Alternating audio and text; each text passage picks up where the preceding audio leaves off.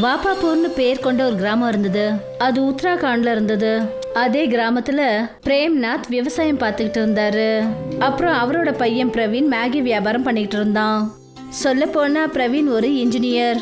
ஆனா ஒரு வேலை கிடைக்காத காரணத்தினால மேகி ஸ்டால் போட்டு மேகி விற்க ஆரம்பிச்சான். அப்புறம் எப்போவாவது விவசாயம் பண்ணும்போது அவங்க அப்பாவுக்கும் கொஞ்சம் உதவியா இருப்பான். நான் உன்கிட்ட முதல்ல சொன்னேன்ல, நீ படிக்க வேண்டான்னு. என்னோட எல்லா வயலையும் அடமானம் வச்சுட்டு தான் நான் உன்னை இன்ஜினியர் ஆக்கினேன். ஆனால் இப்போ உனக்கு வேலையும் கிடைக்க மாட்டேங்குது. நம்ம எப்படி நம்ம நிலங்களை எல்லாம் இப்போ மீட்கிறது?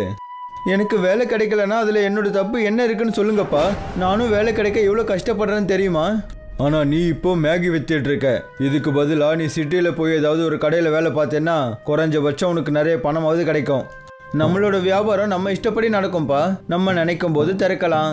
யாரும் எதுவும் கேட்கவும் மாட்டாங்க, யாருக்கும் சொல்லவும் வேண்டாம். இதனால தான் நான் இப்போ இந்த சின்ன மேகி கடையை வச்சிட்டு இருக்கேன்.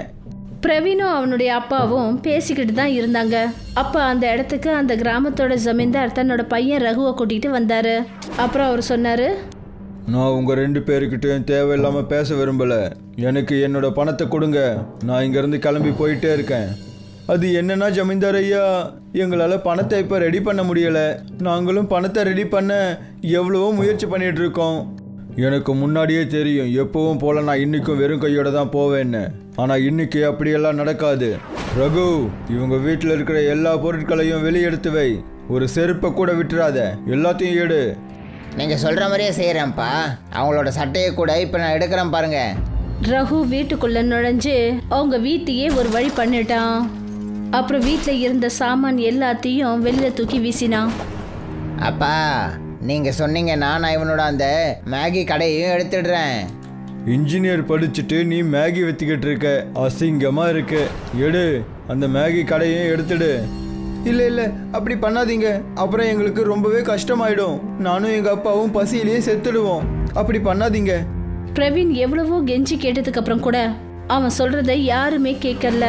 ஜமீன்தார் அவனோட மேகி வண்டி கடை, வீட்டில் இருந்த மொத்த சாமானையும் தூக்கிக்கிட்டு போயிட்டாரு. கிராமம் மொத்தமும் அவங்களோட மான மரியாதைலாம் போயிடுச்சு. அட கடவுளே, நாங்கள் அப்படி என்னதான் பண்ணிட்டோம்? எதுக்காக நீங்கள் எங்களை மாதிரி ஏழைங்களை கஷ்டப்படுத்துறீங்க? படிக்கிறதுக்கு எங்ககிட்ட பணம் இல்லை, நிலத்தை அடமானம் வச்சோம். ஒரு நல்ல வேலை கிடைச்சா எல்லாத்தையும் திருப்பிடலான்னு நினச்சிட்டு இருந்தோம். ஆனால் நீங்கள் எங்களுக்கு அதுவும் நடக்க விடலை. கொஞ்சம் அமைதியா இருப்பா, கொஞ்சம் அமைதியா இரு. சில நேரங்களில் கடவுள் இருக்காரா இல்லையான்னு சந்தேகமா இருக்குப்பா. எதுக்காக நமக்கு இப்படியெல்லாம் நடக்குது? பிரவீன் கோவத்துல ஒரு கல்லை எடுத்தான். அப்புறம் வானத்தை நோக்கி அந்த கல்லை தூக்கி வீசினான். அப்புறம் அந்த கல் அவங்க கிராமத்துக்கு பக்கத்துல இருக்கிற ஒரு காட்டுல போய் விழுந்தது. அப்புறம் ஒரு மரத்துல இருந்த பானை மேல போய் அந்த கல் விழுந்தது. அதனால அந்த பானை உடஞ்சி போச்சு. அப்புறம் அதுக்குள்ள இருந்து ஒரு ஆத்மா வெளியே வந்தது. ரொம்ப வருஷங்களுக்கு அப்புறம் நான் விடுதலை ஆயிட்டேன். குறைஞ்சது 300 வருஷம் இருக்கும். ஆனால் இந்த காட்டுக்குள்ளே யாரும் வரவே இல்லை. அப்போ இந்த பானையை யார் உடைச்சது? நான் உடனே இந்த இடத்த விட்டு வெளியே போகணும். இல்லைனா அந்த முனிவர் என்னை மறுபடியும் கைது பண்ணிடுவார். இன்னொரு பக்கம் பிரவீன் அதே காட்டில் மரங்களை வெட்டுறதுக்காக போய்கிட்டு இருந்தான். அப்போ அந்த ஆத்மா பிரவீனை மரம் வெட்டிட்டு இருக்கும்போது பார்த்துடுச்சு. அப்போதான் அந்த ஆத்மா நேராக பிரவீனை நோக்கி போச்சு. அப்புறம் சொல்லுச்சு, ஒருவேளை இந்த ஆளு தான் நமக்கு விடுதலை கொடுத்துருப்பான்னு நினைக்கிறேன். ஏன்னா அந்த முனிவர் சொல்லியிருந்தாருல்ல, யாரு எனக்கு விடுதலை கொடுக்குறாங்களோ என்னால் அவரை மட்டும்தான் பார்க்க முடியும்னு, அதே போல் அவரால் என்ன பார்க்க முடியும்னு சொன்னார். அந்த ஆத்மா பிரவீன் கிட்ட போச்சு. அப்புறம் அது என்ன சொல்லுச்சுன்னா, அண்ணே வணக்கம். அந்த ஆத்மாவோட குரலை கேட்டதும் பிரவீன் ரொம்பவே பயந்து போயிட்டான். அப்புறம் தடுமாறி கீழே விழுந்துட்டான். யார் நீங்க? அப்புறம் காத்துல எப்படி பறக்குறீங்க? என்கிட்ட இருந்து என்ன வேணும்? அட, நீங்க பயப்பட வேண்டாம். நீங்க என்ன விடுதலை ஆக்கிட்டீங்க. நான் உங்களை எந்த தொந்தரவும் பண்ண மாட்டேன். நான் உங்களை எப்போ விடுதலை ஆக்குனேன்? நீங்க ஏன் இப்படி பேசுறீங்க? இந்த காட்டுக்குள்ள நான் கடந்த 3 வருஷங்களா கைதாயிருந்தேன். நான் ஒரு பானைக்குள்ள அடைஞ்சிருந்தேன். நீங்க அந்த பானையை எப்படியோ உடைச்சிட்டீங்க. அதனால தான் நான் இன்னைக்கு விடுதலை ஆயிட்டேன். நான் இப்போ கோவத்தில் இருந்தேன். சரி போங்க, என்னை என் வேலையை செய்ய விடுங்க. நீ என்கிட்ட எது வேணாலும் இப்போ கேட்கலாம். என்னால் உன்னோட 2 ஆசையை நிறைவேற்ற முடியும். நிஜமாவா? அப்படின்னா சரி. பிரவீன் அந்த ஆத்மா கிட்ட அவனோட கதை மொத்தத்தையும் சொன்னான். இன்ஜினியர்ல இருந்து ஜமீன்தார் அவங்களுக்கு பண்ண கொடுமைகள் வரைக்கும் சொன்னான். எல்லா உண்மைகளையும் கேட்டுட்டு அந்த ஆத்மா என்ன சொல்லுச்சுன்னா, நான் மனுஷனா இருந்த காலங்கள்ல இவ்வளோ கஷ்டமான நேரம் வந்ததில்லை உனக்கு இருக்கிற மாதிரி. நல்ல வேளை அந்த முனிவர் என்னை அப்பவே கைது பண்ணிட்டாரு, இல்லைன்னா உன்ன மாதிரி நிலைமை எனக்கு அப்பவே வந்திருக்கும். நீ முதல்ல இதுக்கு தீர்வை சொல்லு, எனக்காக நீ ஒன்றும் வருத்தப்பட வேண்டியதில்லை. சரி, அப்படின்னா கேளு. நான் உனக்கு ஒரு வரம் கொடுக்குறேன். இனிமே நீ என்ன ஒரு விவசாயம் பண்ணாலும் அது உனக்கு தேவையான பொருட்களை மட்டுமே கொடுக்கும். அப்படின்னா மேகி விவசாயமா? என்ன உளறிட்டு இருக்க? உனக்கு இது சந்தேகமா இருக்கா? அப்படின்னா ஒரு வேலை பண்ணு, உன்னோட நிலத்துல கல்லை விதைச்சு அதுல தண்ணியை ஊத்தி பாரேன். பிரவீன் சரியா அதே மாதிரி செஞ்சான். அந்த சமயமே பிரவீன் அந்த கல்லை மண்ணில் புதைச்சான். அப்புறம் அதுல தண்ணியை ஊத்தினான். அந்த இடத்துல ஒரு மரம் வளர்ந்தது. அதுல மேகி தொங்கிக்கிட்டு இருந்தது. அதை பார்த்துட்டு அவன் அதிர்ந்து போயிட்டான். என்ன, இது நிஜமாவே மேகி விவசாயமா? நான் தான் உன்கிட்ட சொன்னேன்ல. இன்னொரு வரம் என்னன்னா, யாரெல்லாம் உனக்கு இழப்பை ஏற்படுத்தினாங்களோ அவங்க எல்லாருமே திருந்தி உன்கிட்ட மன்னிப்பு கேட்பாங்க, மொத்த ஜனங்களுக்கும் முன்னாடி. ஆனா நீ அவங்களுக்கு மேகியை சாப்பிட கொடுக்கணும். அதுக்கப்புறமா தான் இது எல்லாமே நடக்கும். நான் உனக்கு கொடுக்க வேண்டிய 2 வரங்களும் கொடுத்துட்டேன். இப்ப நான் கிளம்புறேன். ரொம்ப நன்றி நண்பா, என்னை விடுதலையாக்குனதுக்கு. இப்படி சொல்லிட்டு அந்த ஆத்மா அங்கேருந்து பறந்துடுச்சு. அப்புறம் பிரவீனுக்கு 2 வரங்களை கொடுத்துட்டு போயிடுச்சு. அதுக்கப்புறம் பிரவீன் தான்கிட்ட இருந்த நிலத்தை வச்சு உழுக ஆரம்பிச்சான். அதில் அவன் தண்ணியை ஊற்றின உடனே எல்லா இடத்துலையும் மேகி மரம் வளர ஆரம்பிச்சது. உன்னால இதெல்லாம் எப்படிப்பா செய்ய முடியுது? இவ்வளோ நிறைய மேகி செடிகள் எங்கேருந்து கிடைச்சது? அதுவும் அதில் மேகி எப்படி வளர்ந்துட்டு இருக்குப்பா? நம்மளோட நல்ல நேரம் நடக்க ஆரம்பிச்சிடுச்சுப்பா. நீங்களே பாருங்க அந்த ஜமீன்தாரோட திமிரை நான் எப்படி அடக்க போறேன்னு. பிரவீன் அந்த ஜமீன்தாருக்கு தன்னோட வீட்டுக்கு வந்து மேகி சாப்பிட சொல்லி அழைப்பு விடுத்தான். அப்புறம் ஒரு லெட்டரை எழுதி அவங்க வீட்டுக்கு அவன் அனுப்பி வச்சான். உங்களுக்கு மட்டும் தைரியம் இருந்தா நீங்க உங்க பையனை கூட்டிக்கிட்டு எங்க வீட்டுக்கு வந்து பணத்தை வாங்கிக்கிட்டு போங்க. அந்த 2 பைசா தேராத பையனுக்கு எவ்வளோ திமிர் இருந்தா அவன் இந்த மாதிரி என்ன கடிதம் போட்டு கூப்பிடுவான். இன்னைக்கு அவனை பார்த்துக்கிறேன். ஜமீன்தார் கோவத்தில் அந்த இடத்த விட்டு போனாரு. அவரு பிரவீன் அப்புறம் பிரேம்நாத்தோட வீட்டுக்கிட்ட போன உடனே அவருக்கு மேகியோட ரொம்ப அற்புதமான வாசனை வந்தது. என்ன ஒரு அருமையான வாசனை! இந்த பையன் செய்யற மேகியை எல்லாருமே சாப்பிட்டுட்டு இருக்காங்க. ஒரு தடவை நாமளுமே சாப்பிட்டு பார்ப்போம். மற்ற விஷயங்களை அப்புறமா பார்த்துக்கலாம். அந்த ஜமீன்தார் பிரவீன் செஞ்ச அந்த மேகியை சாப்பிட்ட உடனே அந்த ஆத்மா அவனுக்கு கொடுத்த வரம் உண்மையாயிடுச்சு. ஜமீன்தாரோட தலை சுத்த ஆரம்பிச்சது. அப்புறம் அவர் சொன்னாரு, என்ன மன்னிச்சிடு பிரவீன். பணத்தோட ஆசை என்னோட கண்களை மறைச்சிடுச்சு. ஆனா இப்ப நான் மொத்த கிராமத்துக்கு முன்னாடி உன்கிட்ட மன்னிப்பு கேட்க நினைக்கிறேன். அதுக்கு பதிலா நீ மொத்த கிராமத்துக்கும் மேகி விருந்து வச்சிடு. சரி, இதுல எனக்கு சம்மதம் தான். நான் அப்படியே செய்யறேன்.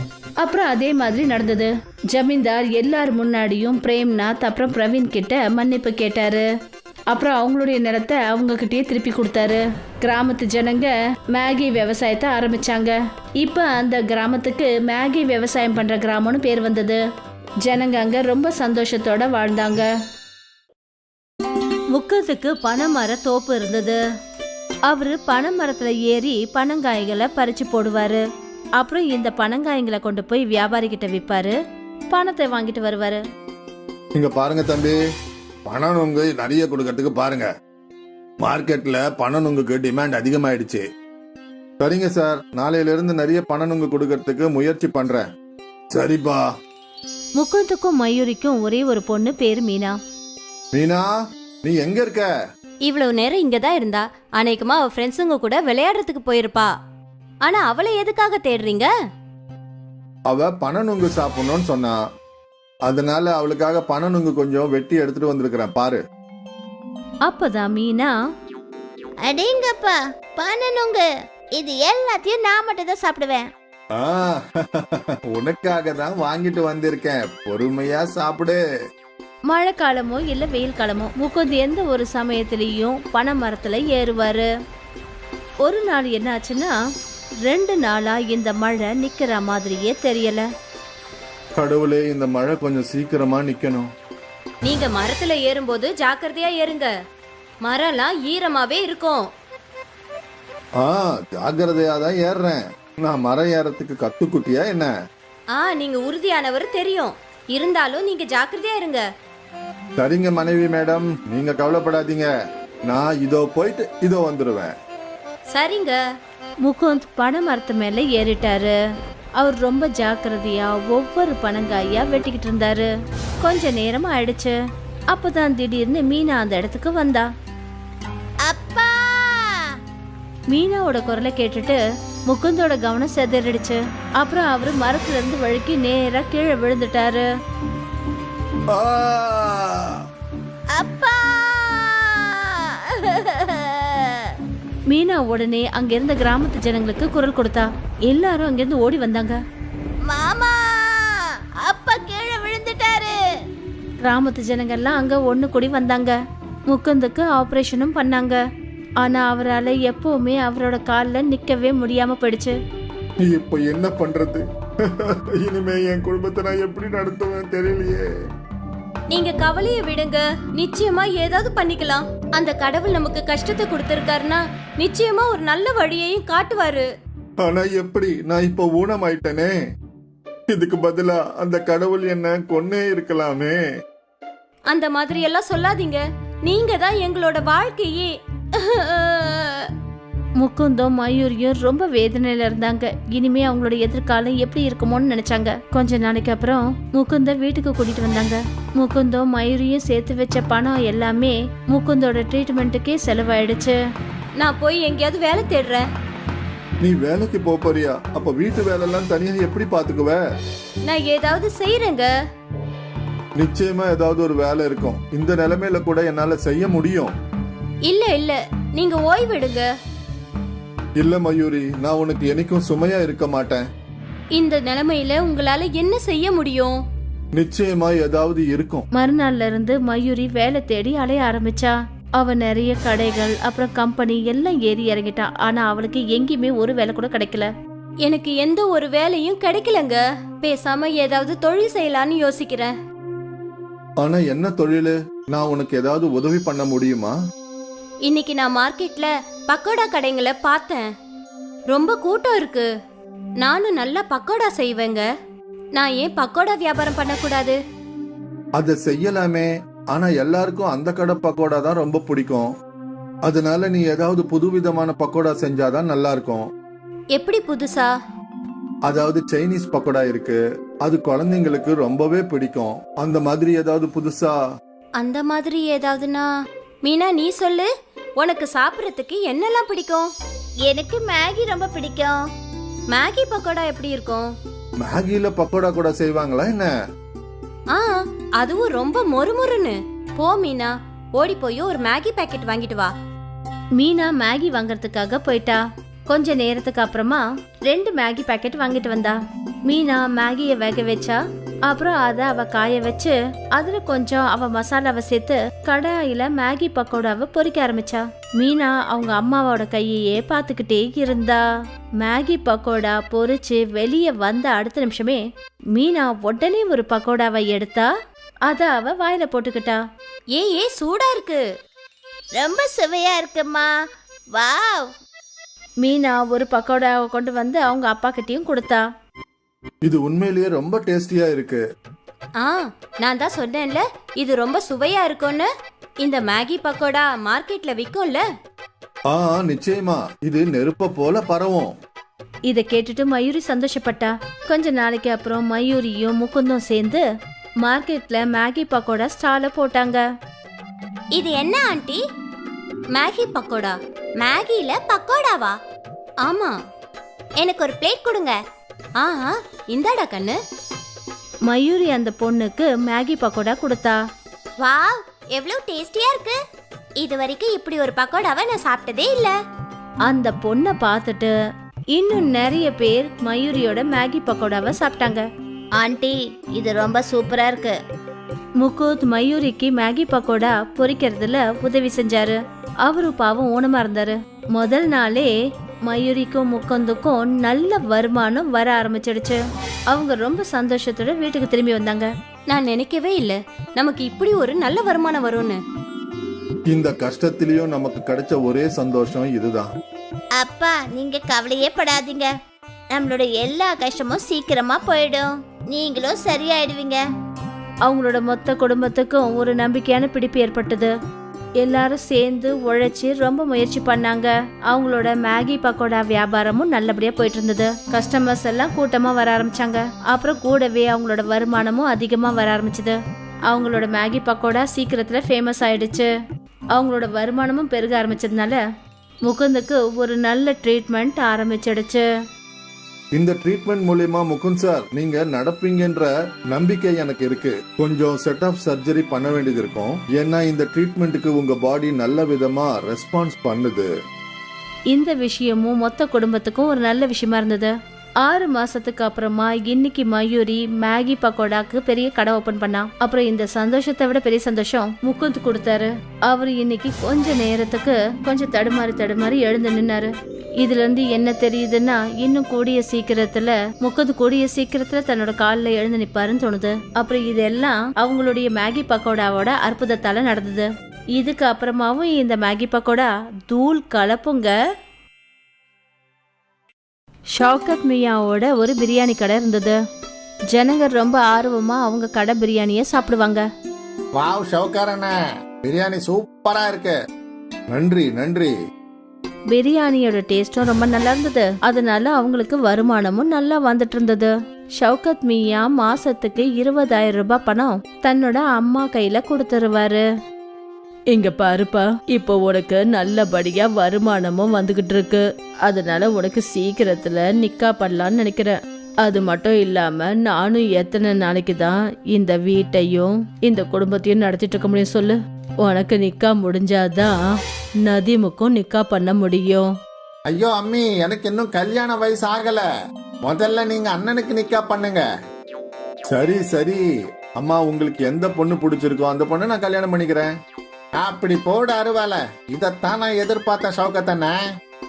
ஷவுகத்தோட அம்மா அவனுக்காக ஒரு பொண்ணை தேர்ந்தெடுத்தாங்க. சனா நல்லா படிச்ச பொண்ணு. அப்புறம் அவளுக்கு நல்ல சமைக்கவும் வரும். சில மாசங்களுக்கு அப்புறம் ஷவுகத் அப்புறம் சனாவுக்கு நிக்கா நடந்தது. அப்புறம் சனா வீட்டு வேலைகள் எல்லாத்தையும் பார்த்துக்கிட்டா. கண்ணா, சமையல்ல உன்னோட கைப்பக்கம் இருக்கே, அது ரொம்ப சுவையா இருக்குமா? ஆமா அண்ணி, ஆனா பிரியாணியில எங்க அண்ணன் கைப்பக்குவம் யாருக்குமே வராது.